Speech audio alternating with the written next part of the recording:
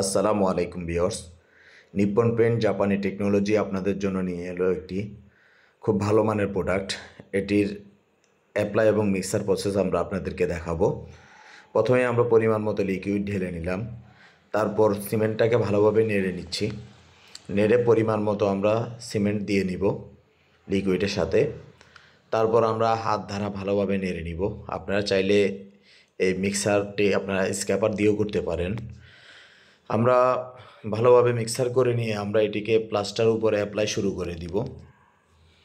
যদিও এটি আমরা কাস্টমারদেরকে প্লাস্টারে অ্যাপ্লাই করার জন্য সাজেস্ট করি না, তারপরও বিশেষ কিছু ক্ষেত্রে আপনারা প্লাস্টার উপরও অ্যাপ্লাই করে ভালো ফলাফল পেতে পারেন।